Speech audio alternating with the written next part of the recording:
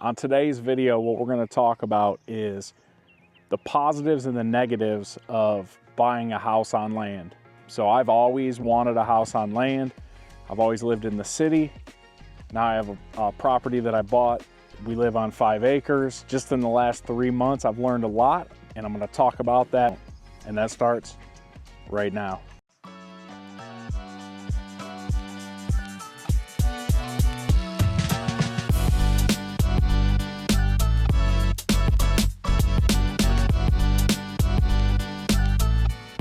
All right, so you're thinking about buying land, house on land, or you've thought about it, and maybe you think you know what it's like, but because I did, right? I lived in a neighborhood my whole life. I've never lived on a piece of property.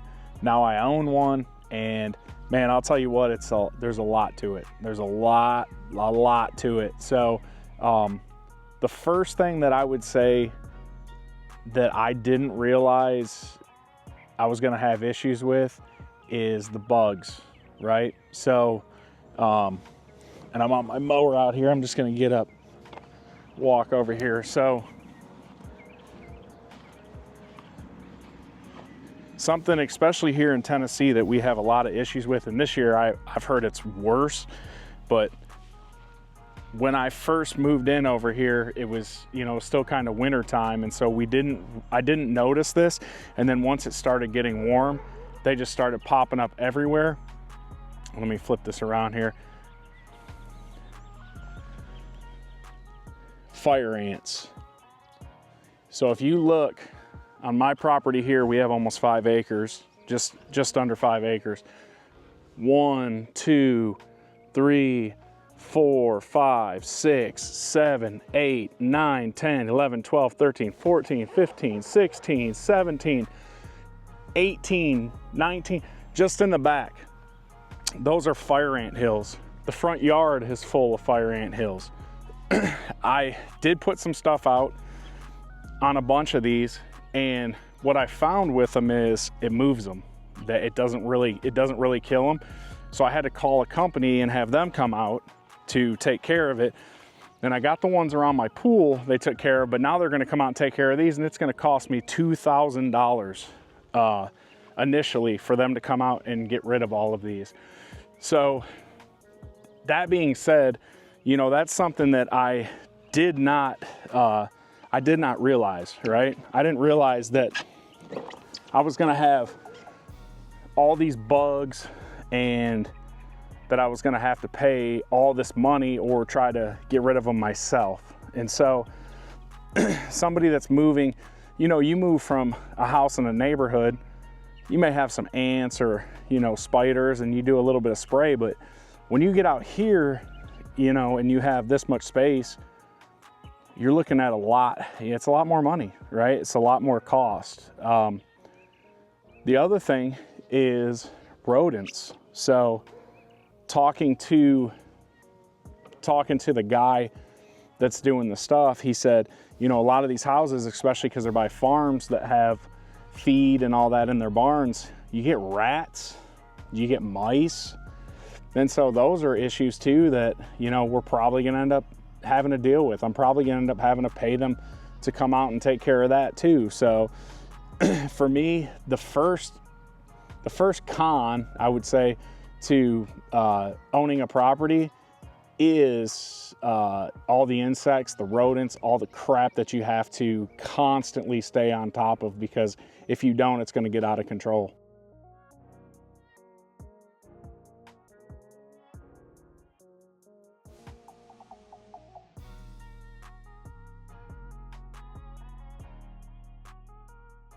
So an upside to having space is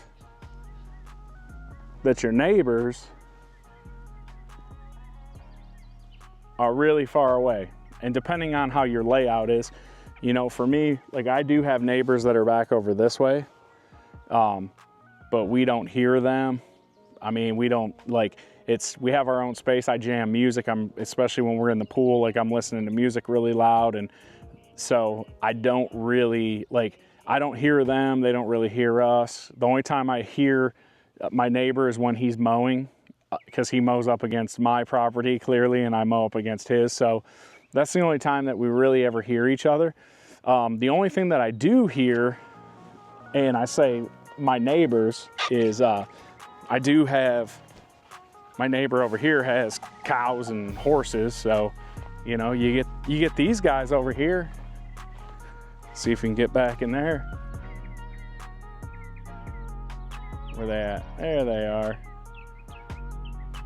So you get some of them guys there, but man, that's like space, right? The space is awesome. That's, and having, if you're a private person, that's really gonna come in handy. So a pro of, you know, having a bigger lot, like 5 acres plus whatever, even 2 acres, you know, like you're gonna have some privacy and you're gonna have your own space, and that's gonna be definitely a pro. Another negative is maintenance. Man, like, you're either gonna have to have quite a bit of money to throw at it every month, or time, you know. So luckily for me, I kind of do most of my real estate stuff later towards the day and then on the weekends. So for me, like right now I'm shooting this video, it's 9 o'clock in the morning. Like I get out here and I'll mow from like 9 to 11, and then I'll start my day doing real estate. So it takes me a couple hours to mow this acreage. So you got to make sure you have the time or you have the assets to have somebody come out and, you know, mow. Like I think mine, I think I mow like 3.5 to 4 acres, somewhere in there. If you're doing that, I mean, that's gonna be expensive, right? That's gonna add up quick. So for me, I actually love mowing. I used to do landscaping with my brother-in-law, so I went and bought this sweet Kubota mower. You can't even really see it, but I went and got a 0-turn commercial, and yeah, it was expensive. I'm gonna be honest with you, like it was not cheap, but when I looked at the cost of what it would cost to have somebody come out and mow this every single month, it's actually, my payment on this is cheaper than it would be for somebody to mow it. And, you know, I can pay this thing off and take care of it, and hopefully I'll have it 20, 30 years, depending on, you know, how long it lasts. So to me, that was the upside. But not even just mowing, like the other thing too is weeds. If you have fences, you gotta weed the fences. Ditches, that's another thing too that people don't think about. Like, so if you know, out by the front of your property, most people will have some sort of ditch, usually when they're on land. Not always, but most of the time. And so if you have this ditch, you don't want to let it get 10 foot tall. You can't see your driveway. Like we let ours get tall, and I actually just trimmed it a few days ago, but we couldn't even see our driveway at night because our reflectors were covered because the grass got so tall so quick. So maintenance, man, it's a big one. Killing all the weeds, mowing the grass, like, I mean, there's just so much going on. You hear this guy over here? Look at this. It's my neighbor's bull. He's getting mad. I think there's he's got flies all over him. He's rubbing his face on the ground over there.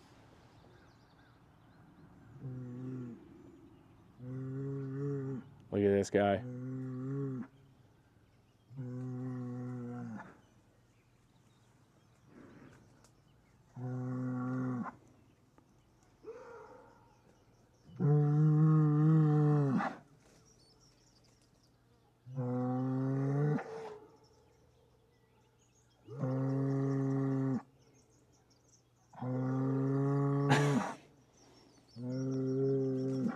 I guess he wanted to come over and say hi. But that's another one of the cool things of being out here is all the, like, I love animals. There's deer out here. There's, you know, we see horses running behind our property and stuff like that. So you have cool stuff like that. But back to what I was talking about, second negative is definitely going to be maintenance and upkeep, it's either expensive or it's very time consuming. So that's something too that I say keep that in mind also before purchasing a property on land. Hey guys, James Duncan Property Group here in Middle Tennessee. If you're looking to buy or sell, if you're looking to move to Tennessee from out of town, I'm also a relocation specialist. I'd love to help you out. Give me a call. My phone number is 615-772-7079.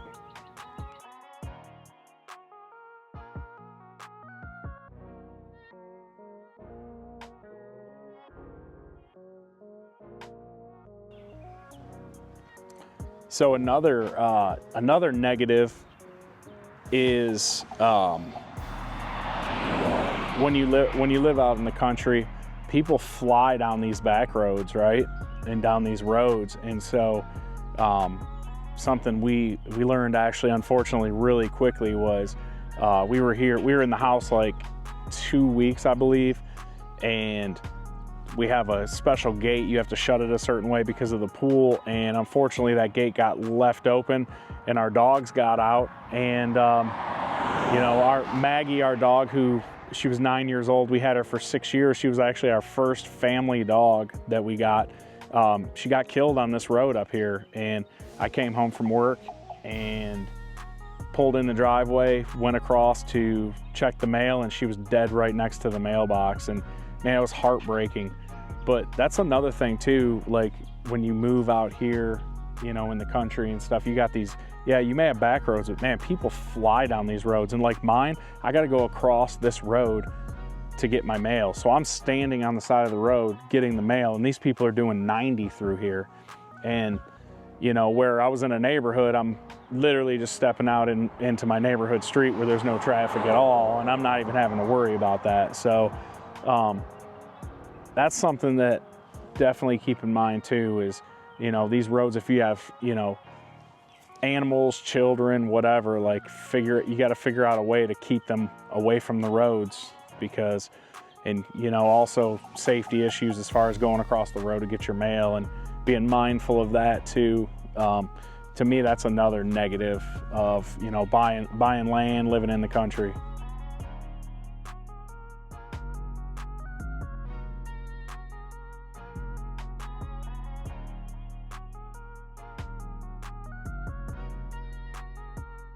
So another positive of having a home out on land is going to be it's peaceful at times, right?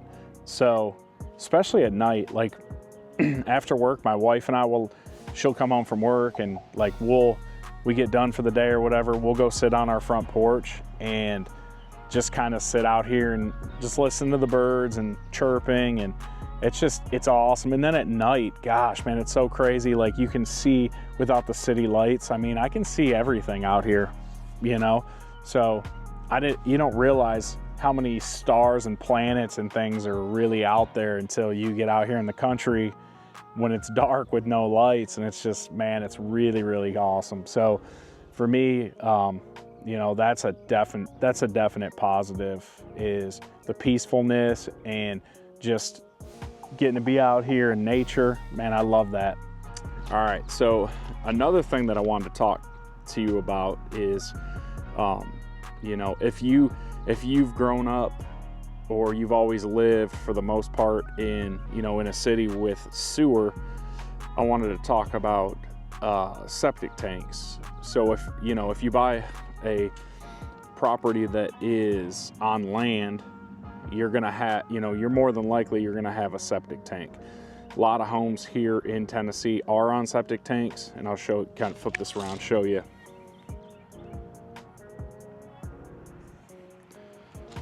So you can see this is my septic tank right here. It's buried right here. And when they come to pump it, and I'll talk about that here in a second, he'll dig it up. They'll dig up a spot over here, and they'll take the tops off, and there's a tank right here. And on this side over here is where all the solid waste goes into. And then the enzymes that are in there will break it down, and the liquid will run into the other tank on the other side, and then it'll go out what are called field lines. and they'll go out the field lines out into what's called a leach field. Now my leach field goes this way, so it kind of, they go up and out that way. It's very important. It's very important that you do not drive through your leach field like with vehicles. You don't want to damage your lines. You don't want to drive over your tank. You could damage it. I mean, potentially cave it in and fall, you know, if you drove over it. So if you're used to living like in a place where you have public sewer with like women, you know, you probably flush your feminine products and things like that. You can't do that. I mean, you can. It's not recommended that you do that in a septic. Also using, I talked about there's enzymes that break down the solid waste. So you want to make sure that you're trying not to use like bleach and different types of cleaners, because those cleaners actually will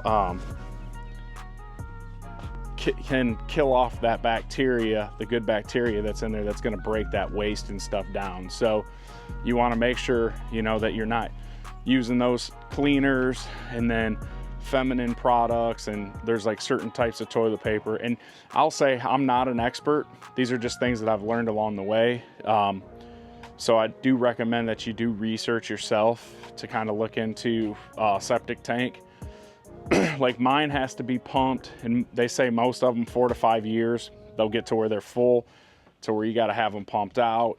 The other thing too is like, so you know, if you're on city sewer and something goes wrong on the sewer side, the city's going to pay for that to fix it. Well, if you damage your septic tank, you're going to pay for that, right? So that's, and you know, it can be a big cost. It can be very expensive. So that's something too to keep in mind, that you know, you want to do research on septic tanks before you purchase a home on land, or that even if it's not on land, some of them in cities like Murfreesboro, they do what are called step systems, and they won't have like a city. I've showed some homes over there and sold some homes where they have what's called a step system, and that's what it is. It's not city sewer, it's actually septic.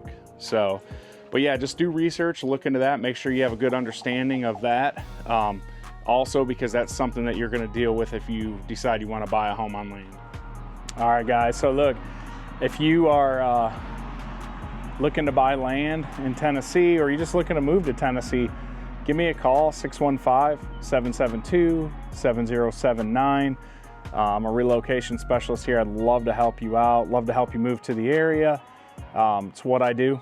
So if you guys are looking for some front porch sitting and living, give me a call, guys. Hope to hear from you soon.